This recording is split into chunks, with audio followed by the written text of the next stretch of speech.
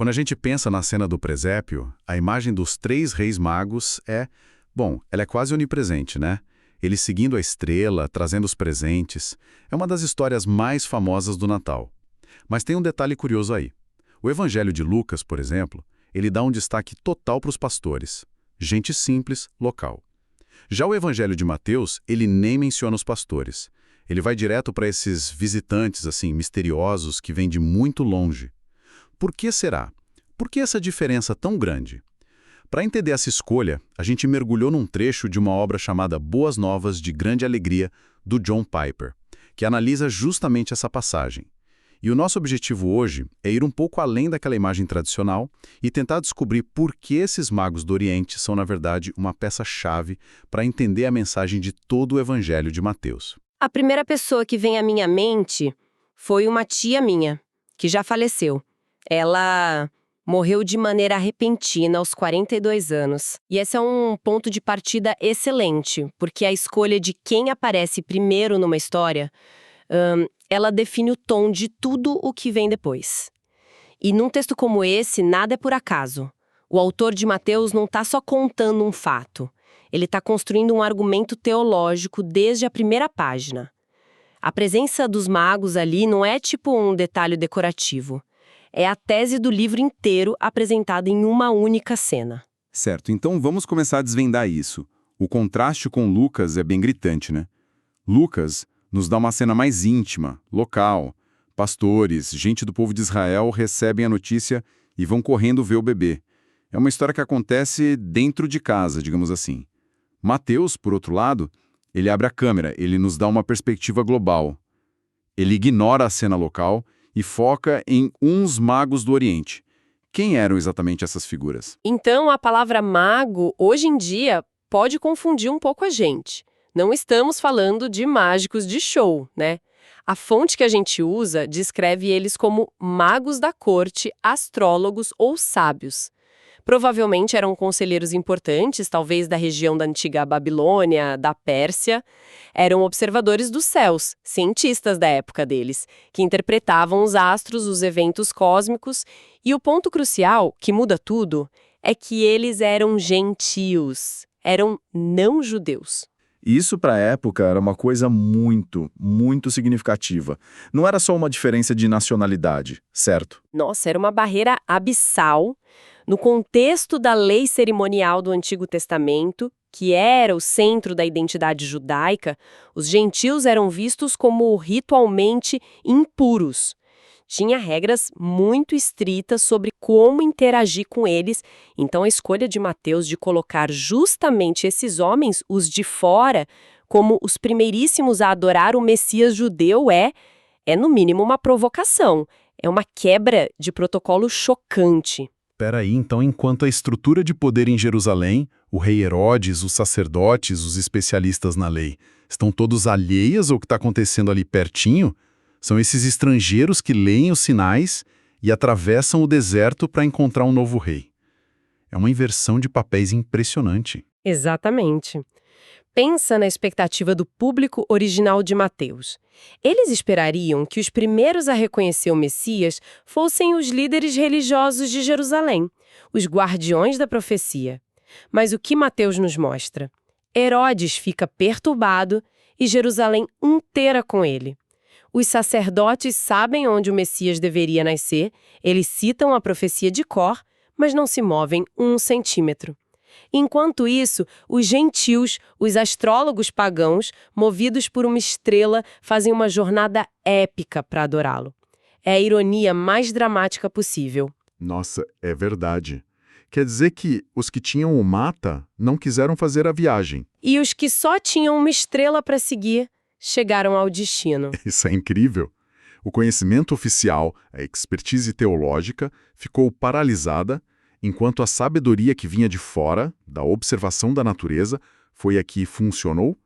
O que isso diz sobre a arrogância do conhecimento estabelecido? Diz que o conhecimento sem a disposição para agir, sem a humildade para adorar, não serve para nada.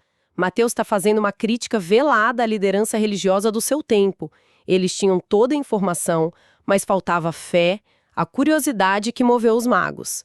A cena estabelece, desde o início, um tema que vai percorrer o evangelho inteiro, que a fé genuína muitas vezes vai ser encontrada nos lugares mais inesperados, fora das estruturas de poder e da religião oficial. E essa ideia dos de fora sendo os primeiros a entender, isso não é só um detalhe do comecinho da história, né? A análise que a gente leu sugere que essa cena ecoa até o final do evangelho. Sim, e essa é talvez a sacada mais genial da estrutura de Mateus.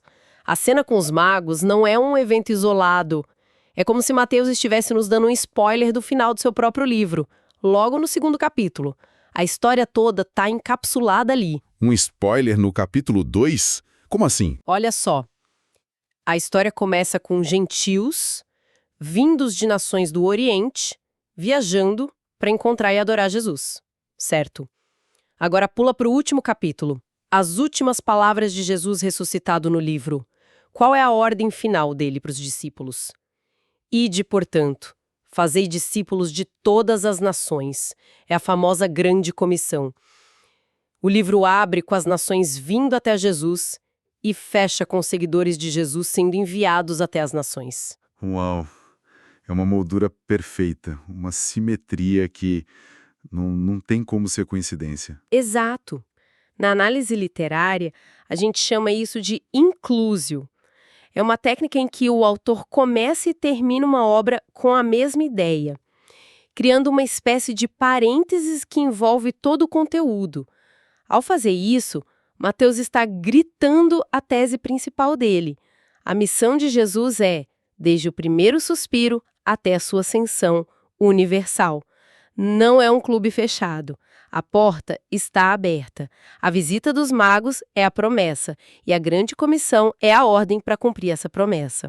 Isso muda completamente a leitura da história. Não é só uma historinha de Natal. É a declaração de missão de todo o projeto. Desde o início, o Evangelho está quebrando barreiras. Exatamente. E pensa no impacto disso, num mundo antigo, profundamente tribal, dividido entre nós e eles, judeus e gentios, gregos e bárbaros. Essa mensagem era revolucionária. Mateus está afirmando que, em Jesus, essas categorias são redefinidas. O critério para se aproximar dele não é etnia ou lugar de nascimento, é um coração que busca e adora, como o dos magos.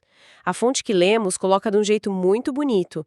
Diz que essa história abriu a porta para que nós, gentios, nos alegrássemos no Messias. É uma declaração de inclusão radical. Ok, então o primeiro grande pilar do significado da história é esse, estabelecer o alcance universal da missão de Jesus. Mas, para essa mensagem ter peso, especialmente para o público original de Mateus, que era muito enraizado na tradição judaica, só a universalidade talvez não bastasse. Ele precisava provar que Jesus tinha as credenciais certas, que ele era o Messias prometido. Exatamente. E aí a gente entra na segunda camada de significado da visita dos magos, que é igualmente brilhante. A chegada deles não serve só para mostrar que Jesus é um Messias para todos, mas também para provar que ele é um Messias prometido nas escrituras hebraicas. A visita deles é, em si, o cumprimento de uma profecia. E essa conexão com as profecias era fundamental para aquele público, né? Era a prova definitiva. Para uma comunidade judaica do primeiro século, o jeito mais poderoso de validar a identidade de Jesus era demonstrar, ponto por ponto, como a vida dele cumpriu o que os profetas tinham anunciado. Cada profecia cumprida era como um selo de autenticidade. E Mateus é o evangelista que mais faz isso. Ele está o tempo todo dizendo: isso aconteceu para que se cumprisse o que foi dito pelo profeta. Certo. E no caso dos magos, qual é a profecia específica que está em jogo? A principal conexão é com o texto do profeta Isaías, lá no capítulo 60. Isaías descreve uma futura era de glória para Israel e ele diz assim: as nações se encaminham para a tua luz e os reis para o resplendor que te nasceu. E continua: trazem ouro e incenso e publicam os louvores do Senhor. A semelhança é, assim, impressionante. Reis vindo de longe, atraídos por uma luz, trazendo ouro e incenso, é basicamente a descrição da cena dos magos. Então Mateus está dizendo para o leitor dele: lembram daquela antiga promessa de Isaías?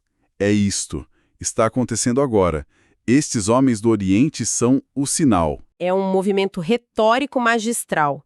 Ao fazer isso, ele consegue duas coisas ao mesmo tempo. Primeiro, ele autentica Jesus para o público judeu dele, mostrando que ele é o Messias legítimo, e segundo, ao usar essa profecia específica que fala sobre nações e reis, ele define a natureza do reinado de Jesus. Não é um reinado pequeno, local, é um reinado de magnitude global que atrai o mundo inteiro. A visita dos magos é, portanto, tanto uma prova de identidade quanto uma definição de missão. Consolida a imagem dele como um governador do mundo, como a ponta a ponta. Então, quando a gente junta tudo isso, o que essa análise nos revela, saindo da superfície da história, a gente vê que a visita dos magos é muito mais que um detalhe pitoresco. É uma peça de arquitetura teológica cuidadosamente posicionada bem na abertura do Evangelho de Mateus. É a tese do livro em miniatura. Ela estabelece os 2 pilares que vão sustentar toda a narrativa. Primeiro, Jesus é um Messias universal cujo reino transcende fronteiras culturais, étnicas. E segundo, ele é um Messias legítimo, prometido, o cumprimento das esperanças de Israel. Essas 2 ideias, universalidade e cumprimento, são o coração da mensagem de Mateus. E é fascinante como uma única cena, logo no comecinho, consegue moldar tão radicalmente a nossa percepção de quem é Jesus. Ele não é apresentado primeiro como um mestre para um grupo de discípulos ou um profeta para o seu povo. Ele é apresentado como um rei de significado cósmico, cuja chegada é anunciada por uma estrela e reconhecida primeiro por quem estava mais longe. É isso mesmo. E o que eu acho mais poderoso nisso é como essa cena redefine o conceito de poder e sabedoria. O poder não está no palácio de Herodes com seus exércitos. A sabedoria não está com os escribas, com seus pergaminhos e seu conhecimento estático. O verdadeiro poder e a sabedoria estão num bebê vulnerável, numa cidade pequena. E os primeiros a reconhecerem isso não são a elite local, mas estrangeiros que tiveram a humildade de seguir um sinal no céu. Isso prepara o palco para todo o resto do Evangelho. A análise que a gente explorou hoje foca muito no porquê de Mateus ter feito essa escolha narrativa, né? Mostrando que foi uma decisão deliberada, cheia de camadas de significado.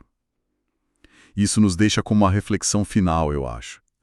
Se nesta história que é tão fundamental, os primeiros a reconhecerem a realeza de Jesus não foram as autoridades religiosas, não foram os especialistas nas Escrituras, nem o seu próprio povo, mas sim estrangeiros, astrólogos guiados por um sinal na natureza, o que isso sugere sobre as diferentes formas de busca e reconhecimento da verdade. Talvez seja um lembrete de que a verdade muitas vezes se manifesta fora das estruturas e instituições que a gente cria e que a sabedoria pode ser encontrada por aqueles que estão simplesmente dispostos a olhar para cima e seguir a luz, não importa quão distante ou improvável o caminho pareça.